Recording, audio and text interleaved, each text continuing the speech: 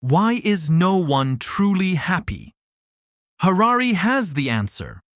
Ask yourself honestly. Not the version of the question you would answer at a dinner party. Not the socially acceptable response you have practiced giving when people inquire about your well-being. But the real version. When was the last time you felt genuinely, completely, undividedly happy? Not the brief brightness of a good meal or a funny moment or a piece of news that went the way you hoped.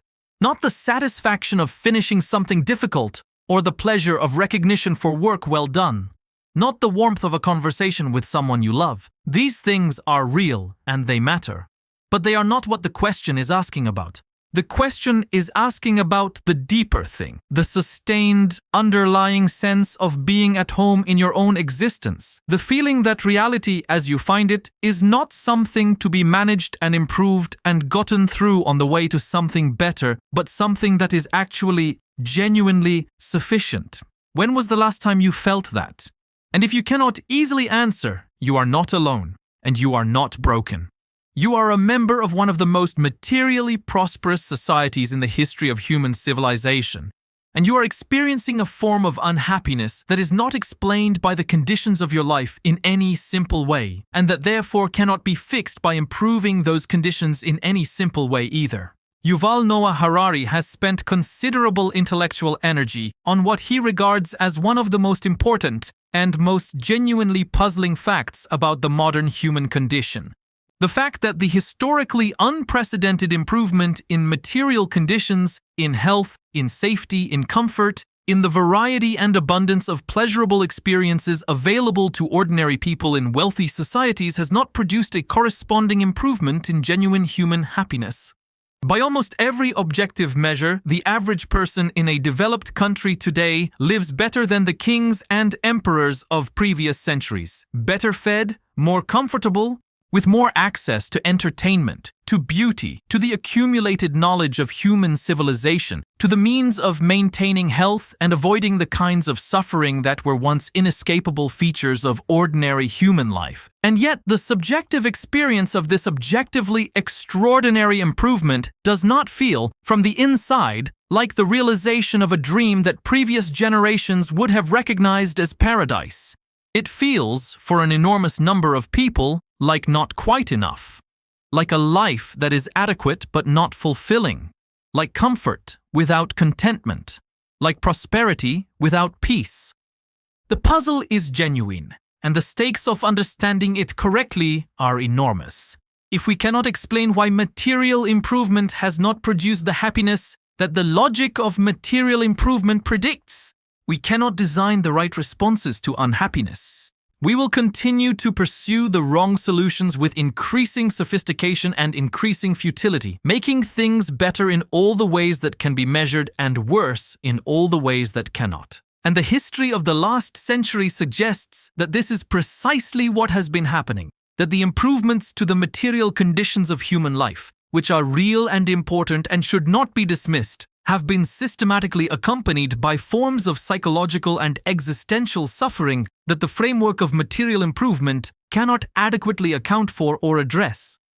To understand Harari's answer to the question of why no one is truly happy, we need to begin with what happiness actually is, not in the colloquial sense of feeling good in any given moment, but in the deeper sense that the question is really asking about. The sense of meaning, of genuine engagement with life, of being adequately present in your own existence rather than perpetually oriented towards some future state in which things will finally be as they should be. Harari draws on multiple traditions of philosophy and psychology, as well as on evolutionary biology and neuroscience, to construct an understanding of happiness that is more complex and more challenging than either the hedonistic model that dominates popular culture or the meaning-based model that dominates philosophical and religious discourse. And the complexity of his understanding is itself part of the answer. The first dimension of Harari's answer concerns what we might call the biological reality of the happiness system. Human beings are not designed, in the evolutionary sense, for sustained happiness. They are designed for survival and reproduction, which are not the same thing as happiness, and have never been. The nervous system that produces the experience of happiness, which is ultimately a set of biochemical processes involving neurotransmitters and hormones and the specific patterns of neural activation they produce, was shaped by millions of years of natural selection that had absolutely no interest in the sustained flourishing of any individual organism. What natural selection cared about was behavioral output, specifically the kind of behavioral output that maximized the survival of the organism and its genes across the range of environments that the species has encountered.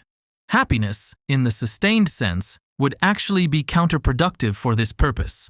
A genuinely contented organism is an organism that stops seeking, stops striving, stops attending carefully to threats and opportunities. It is, from the perspective of natural selection, a sitting duck. What the evolutionary design of the human happiness system actually produces is something quite different from sustained contentment. It produces a system of powerful but brief positive signals in response to specific behaviors and achievements, signals intense enough to motivate the pursuit of those behaviors and achievements, but not so sustained that the motivation dissipates once the goal is reached. You feel the intense pleasure of eating when you are hungry. Once you are full, the pleasure disappears and hunger will return to motivate the next meal.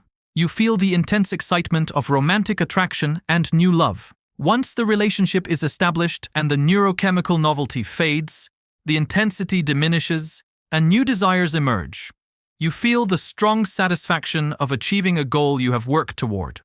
Once the goal is achieved, the satisfaction is relatively brief and attention turns to the next goal. This is not a malfunction of the happiness system. It is precisely how the happiness system was designed to work, as a perpetual motivation machine rather than as a destination that can be permanently arrived at. This biological architecture has profound implications for why the improvement of material conditions does not produce lasting happiness, even when those improvements are genuine and significant. Every specific improvement, the better job, the nicer house, the more comfortable life, the more stimulating entertainment, produces a real positive signal in the nervous system. But the signal is designed to be temporary. Within a relatively short period, what was new becomes familiar, what was an improvement becomes the baseline, and the nervous system returns to its default level of hedonic experience, still generating the motivational pull toward the next improvement, the next achievement, the next source of pleasure or status or security. This phenomenon, which psychologists call hedonic adaptation, means that the cumulative effect of improvements to the conditions of life on the overall happiness level of the individuals experiencing those improvements is systematically smaller than the immediate effect of each individual improvement. The first significant raise in salary produces genuine happiness.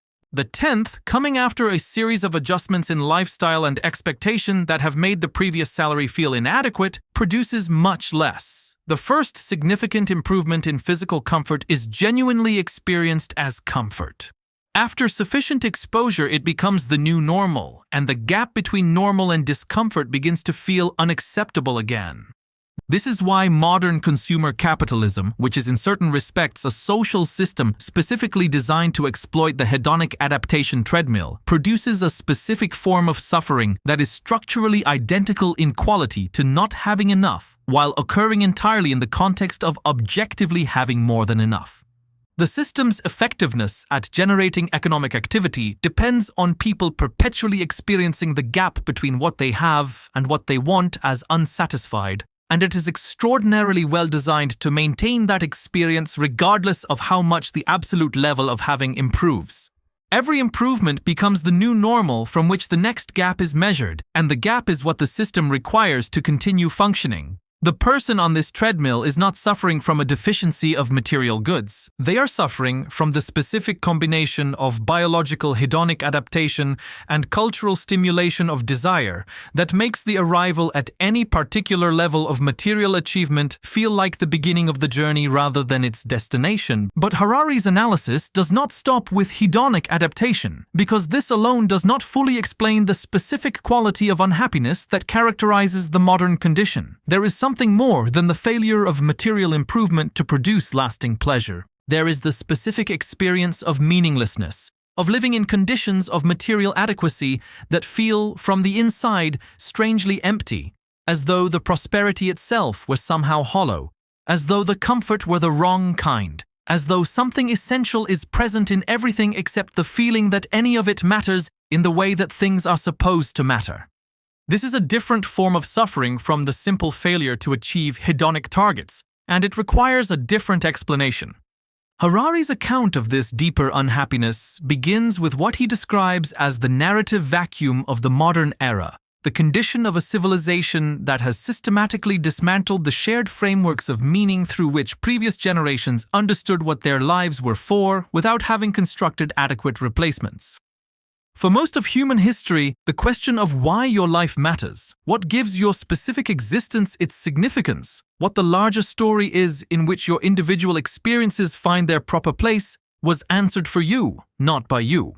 Religion provided the most comprehensive and the most widely shared answers. Your life mattered because you were a creature of a God who loved you, whose moral universe your choices participated in, whose judgment gave ultimate weight to the question of how you lived. Your suffering was not meaningless accident, but part of a larger plan whose wisdom exceeded your understanding. Your death was not extinction, but transition.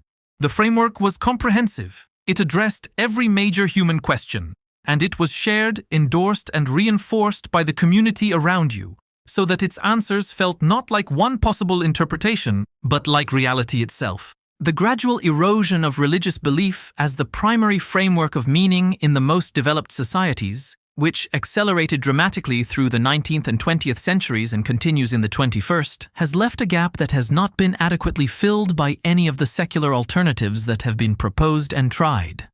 Nationalism offered a replacement framework in which the individual life derived its significance from participation in the life of the nation, whose story extended before and after the individual existence and provided a context of collective meaning within which personal experience could find its significance.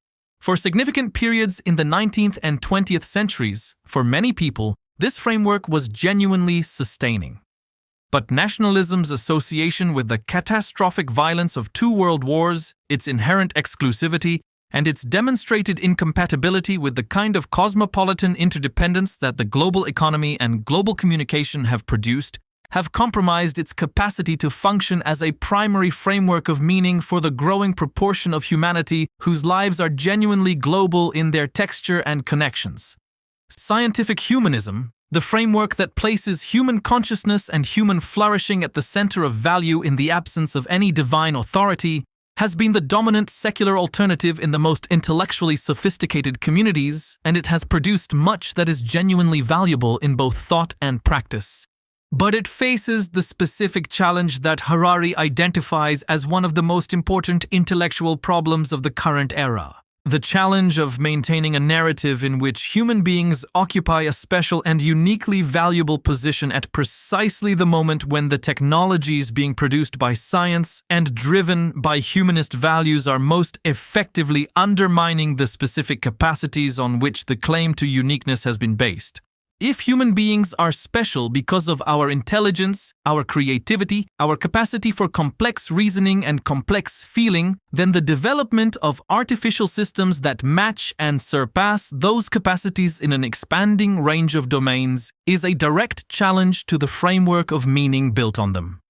The humanist narrative is being eroded by the very technological progress it has inspired and celebrated. Consumer capitalism, as a de facto framework of meaning, offers a story in which the good life consists of the continuous expansion of experience, the accumulation of pleasurable moments, the achievement of comfort and status, and the admiration of one's peers.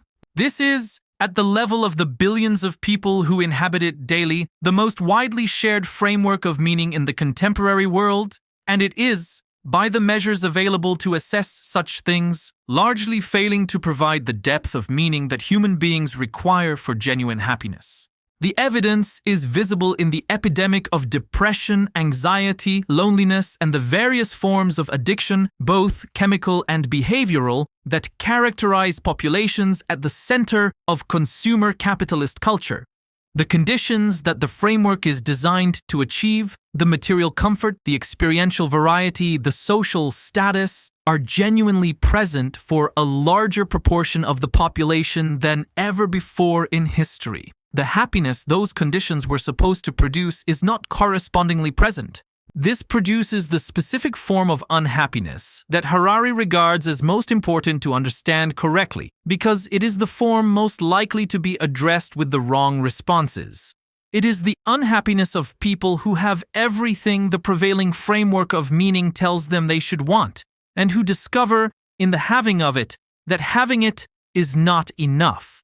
Who find that the achievement of the framework's goals does not produce the subjective experience of fulfillment that the achievement was supposed to bring. Who feel, in the midst of their prosperity, a kind of confusion and disappointment that the framework provides no adequate language for, because the framework's assumption is that its goals are the right ones and their achievement will produce the right experience.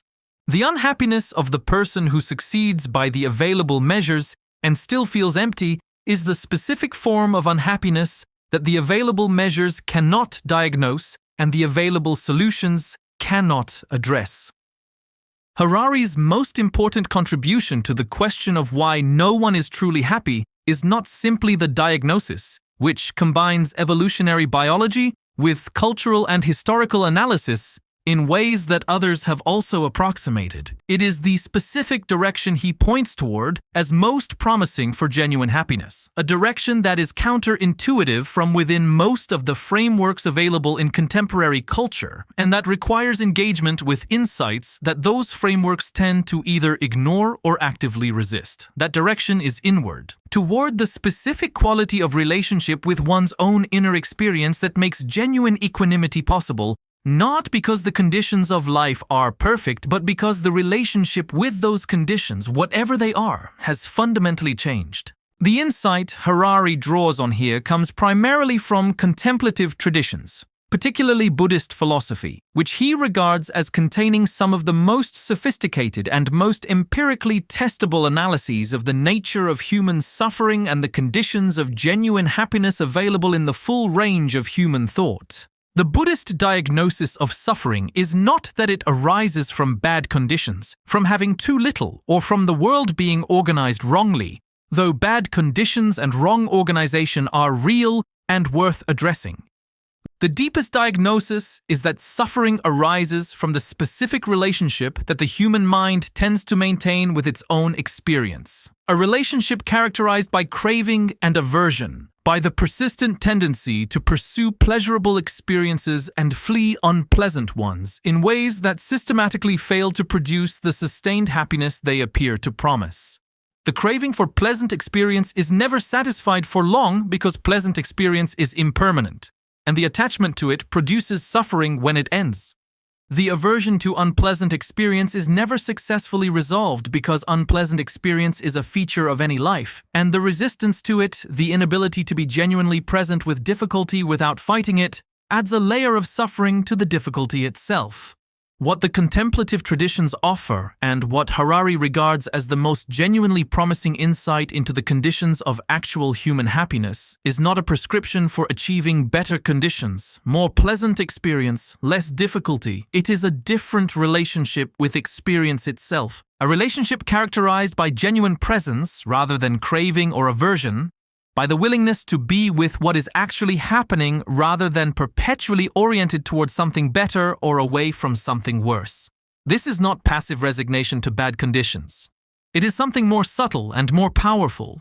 The discovery that the quality of experience is determined not primarily by its content, but by the quality of presence brought to it.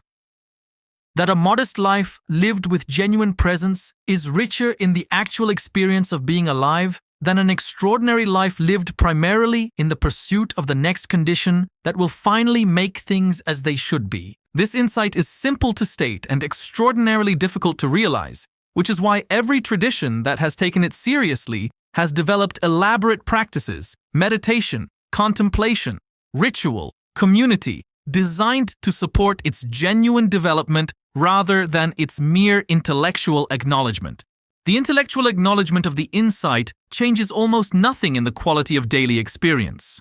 The genuine realization of it, the lived transformation of one's relationship with moment-to-moment experience, changes almost everything.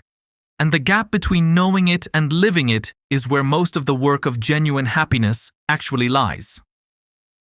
Harari has been notably honest about the degree to which his own extensive meditation practice, involving periods of intensive retreat in genuine silence and stillness, has shaped his understanding not just intellectually but experientially of what the contemplative traditions are pointing toward. He is not describing from the outside a set of practices that might theoretically produce happiness. He is describing from personal experience a specific quality of inner life that he has found, through sustained practice, to be more genuinely sustaining than the pursuit of any external achievement or condition, however genuinely valuable those achievements and conditions might also be.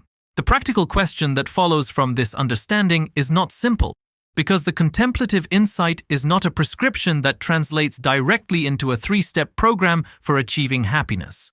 What it points toward is more like a fundamental reorientation, a shift in the basic relationship to experience from one of management and pursuit to one of genuine presence and genuine interest in what is actually happening, whatever it is. This reorientation is not achieved once. It is an ongoing practice, continuously lost and continuously renewed, continuously undermined by the biological default of craving and aversion, and continuously recoverable through the specific quality of attention that practice develops. It is also genuinely countercultural in the specific conditions of contemporary life, because the entire architecture of the digital information environment that surrounds most people most of the time is explicitly designed to exploit the craving and aversion mechanisms that the contemplative insight identifies as the primary source of suffering. Every notification is designed to exploit the craving for stimulation and novelty. Every social comparison enabled by digital platforms is designed to exploit the aversion to feeling behind or less than. Every algorithmically curated feed is designed to maintain the specific attentional condition, perpetual low-level arousal, mild anxiety, continuous seeking that the craving and aversion system produces when it is continuously activated. The system that produces so much contemporary unhappiness and the system that most effectively prevents the inner development that genuine happiness requires are the same system. This is not a coincidence. It is a structural feature of an economic model that depends on maintaining the specific inner condition that makes people most susceptible to the behavioral manipulations through which the model generates value. The restless, craving, comparing, externally oriented mind is the system's ideal user because it is the mind most effectively engaged by the specific kinds of stimulation the system provides and most reliably motivated toward the specific behaviors, consuming, engaging, reacting, sharing that the system monetizes. The contemplative practices that most directly address the root conditions of unhappiness are therefore also the practices most incompatible with the economic model of the platforms that dominate so much of contemporary life. The calm, genuinely present, genuinely content mind is not a good consumer of algorithmically curated content. It is too satisfied with what is already present to be reliably motivated by the promise of what is one more scroll away. The unhappiness of the modern era is therefore not only a product of biological hedonic adaptation and narrative vacuum, though both of those are real and significant. It is also partly a product of the specific economic systems that have developed around the exploitation of human psychological vulnerabilities. Systems that benefit directly from maintaining the specific inner conditions that produce suffering and that actively work against the development of the inner conditions that produce genuine happiness. The person who understands this connection is not merely better positioned to pursue genuine happiness in their own life. They are also better positioned to recognize the political dimension of the question of happiness, to understand that the conditions of inner life are not purely private matters between individuals and their psychology, but are also shaped by collective choices about what kinds of systems are permitted to operate in what ways, about whether the right to exploit psychological vulnerabilities for commercial gain is or should be unlimited, and about what kinds of cultural and institutional support for the development of genuine inner well-being are available and valued. There is one more dimension of Harari's answer to the question of happiness that deserves careful attention, and it is the dimension that concerns the relationship between individual happiness and the happiness of others. One of the most consistent findings across the extensive psychological literature on well-being and life satisfaction is that the people who report the greatest genuine happiness are not the people who have most effectively pursued their own pleasure or comfort or achievement, but the people who are most genuinely engaged with the well-being of others, whose lives are most deeply organized around relationships and commitments that extend beyond the boundaries of personal self-interest. This finding is not primarily moralistic, it is empirical. It reflects something about the architecture of human motivation and meaning that the pursuit of individual happiness as a direct goal tends to miss. Harari's evolutionary perspective illuminates why this might be the case.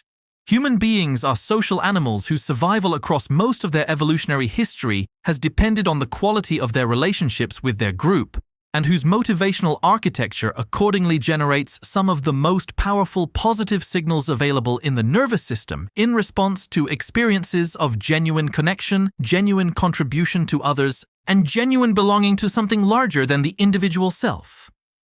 These signals are different in quality from the pleasure signals generated by individual consumption and individual achievement, more durable, more deeply sustaining, less subject to rapid hedonic adaptation. The happiness of genuine connection is not consumed in the way that the happiness of individual pleasure is consumed. It is, if anything, deepened by continued engagement rather than diminished. This is why the people who report the greatest life satisfaction are consistently those whose lives are most richly organized around genuine relationships and genuine service to others, not as a sacrifice of their own happiness, but as its primary source. The pursuit of individual happiness as the primary goal of a life is therefore not only philosophically narrow, but practically self-defeating. It misidentifies what actually produces the subjective experience it is seeking. The person who pursues their own happiness directly as the goal around which the rest of life is organized tends to find that the goal recedes as it is approached, because the architecture of the happiness system is not designed for this kind of direct pursuit. It is designed to produce its richest signals as byproducts of genuine engagement with things and people and purposes that matter independently of the happiness they produce. The meaning comes first, and the happiness follows. Reverse the order, and neither reliably appears. This is Harari's deepest and most practically demanding answer to the question of why no one is truly happy. The pursuit of happiness as such is among the primary causes of the unhappiness it seeks to address. Not because happiness is unimportant or not worth caring about, but because the direct pursuit of it, organized around the individual as the ultimate unit of concern, systematically fails to generate the inner conditions that genuine happiness requires. Those inner conditions are produced not by having more or feeling better or achieving more of what the prevailing frameworks of meaning tell you to want, but by the specific quality of relationship with your own inner experience with other people, with purposes larger than personal satisfaction, and with the present moment as it actually is, that makes genuine equanimity possible independently of what the conditions happen to be. No one is truly happy because most people are pursuing happiness in the ways that the systems surrounding them most effectively promote. And those systems are promoting the pursuit in precisely the directions that are least likely to produce the thing being sought. The path to genuine happiness runs not toward more comfort, more stimulation, more achievement, or more validation, though none of these are inherently harmful in appropriate measure. It runs toward a specific quality of inner development, toward genuine presence, genuine connection, genuine engagement with purposes that matter beyond the self, and the specific practices, however varied in their cultural forms, that support these conditions against the powerful biological and cultural forces that work against them. That is the answer. It is not simple, and it is not quick, and it is not what most of the systems surrounding us want us to understand. But it is, in the measure that it has been honestly and seriously engaged with, the answer that holds up. Not because it has been philosophically proven beyond doubt. Philosophy rarely provides that kind of certainty. but because it corresponds to what the people who seem most genuinely to have found something like happiness consistently report about what the finding required. It required going in a direction that was not the direction that the world around them was most effectively designed to promote. The world is organized around the wrong pursuit. The happiness that everyone is seeking is available, but not where everyone is being directed to look. And understanding the gap between where you are looking and where the thing you are looking for actually is, genuinely understanding it, not just knowing it abstractly but feeling its full implications, is the beginning of the only journey toward genuine happiness that actually leads there. Begin inside. That is where it has always been. There is a dimension of the happiness question that most contemporary analysis, however sophisticated, tends to avoid, and it is the dimension that concerns the specific role that difficulty, resistance, and genuine struggle play in the production of genuine happiness. The avoidance is understandable, because the claim that difficulty is necessary for genuine happiness runs against the most fundamental intuitions of a culture organized around the elimination of difficulty as the primary means of improving human well-being. Every advance in medicine, in technology, in social organization, in material conditions has been presented and genuinely understood as progress precisely because it reduces difficulty, reduces suffering, reduces the amount of time and energy that human beings must spend fighting against conditions that are painful and limiting and preventable. The trajectory of improvement has been the trajectory of the reduction of difficulty, and there is real and important good in that trajectory that should not be dismissed. But Harari's analysis, drawing on both evolutionary biology and the contemplative traditions that have most carefully examined the inner conditions of genuine happiness, points towards something that the framework of difficulty reduction consistently misses. The specific quality of engagement with experience that produces genuine happiness is not the quality of easy experience. It is the quality of genuinely meaningful engagement. And meaningful engagement characteristically involves difficulty, resistance, the experience of not yet being adequate to the challenge, the sustained effort that the gap between current capacity and desired outcome requires.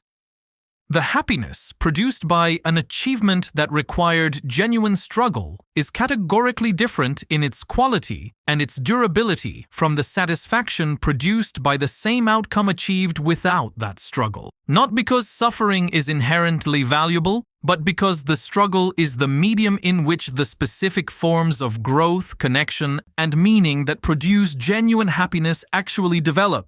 This insight has significant implications for how the pursuit of happiness should be understood and organized, both individually and collectively. If genuine happiness is not the product of maximally pleasant conditions, but of specific qualities of engagement with experience, including but not limited to difficult experience genuinely confronted, then the elimination of difficulty, taken as an end in itself, is not a reliable path to happiness and may, in important respects, be counterproductive. The person who has been most effectively insulated from difficulty has not been most effectively prepared for happiness. They have been most effectively prepared for comfort, which is a real and legitimate good, but not the same thing as what happiness is actually asking for. Consider what the research on the subjective well-being of people at different stages of life consistently reveals. The stages of life that people most frequently describe, in retrospect, as the most meaningful and, in some important sense, the most happy, are often not the stages of greatest comfort and ease.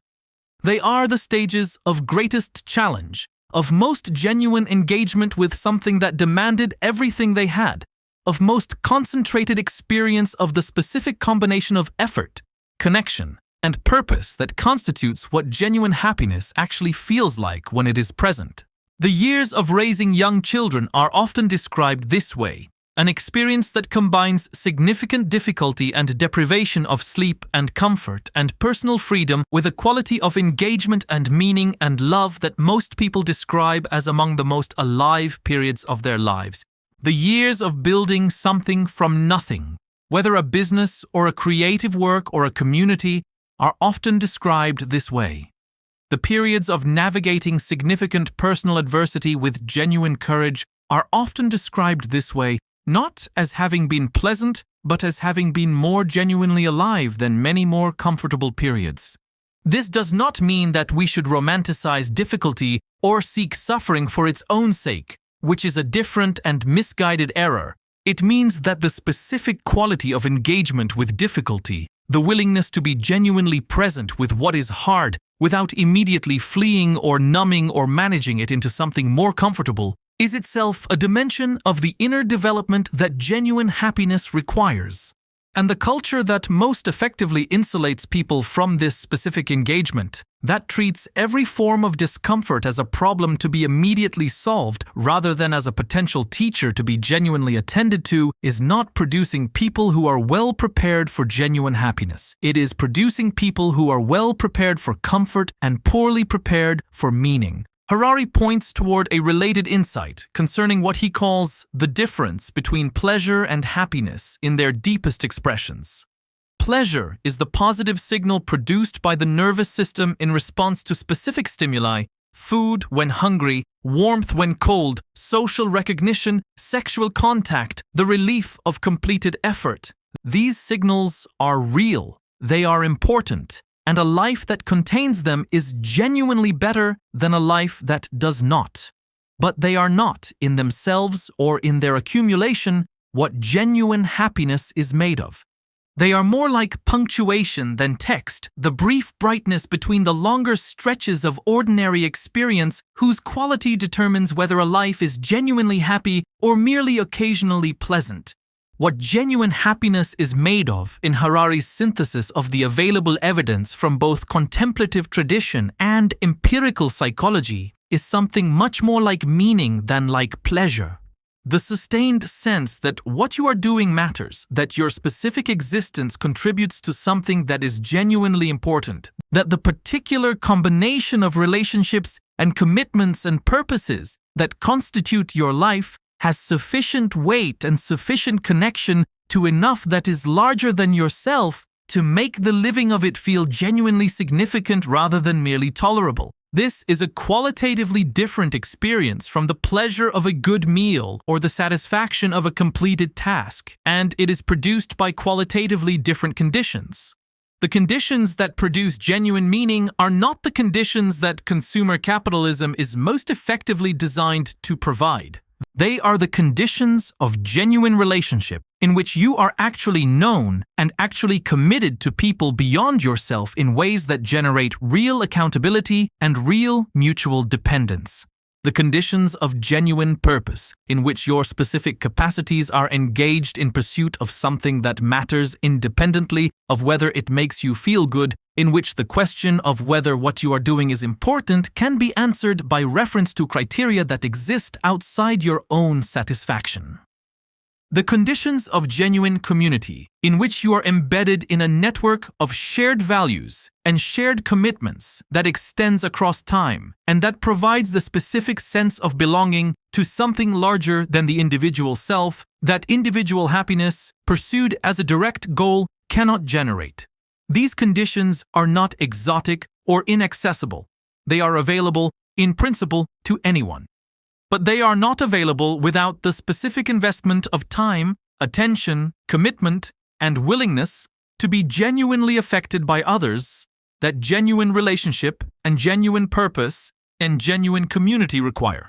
And they are significantly harder to cultivate in the specific conditions of contemporary life than they have been in most previous eras, not because the conditions themselves are worse in any simple sense, but because the specific pressures and distractions and cultural frameworks of the current era consistently direct investment away from the sources of genuine meaning and toward the sources of momentary pleasure and social performance that are more immediately available and more reliably stimulating, but less lastingly sustaining.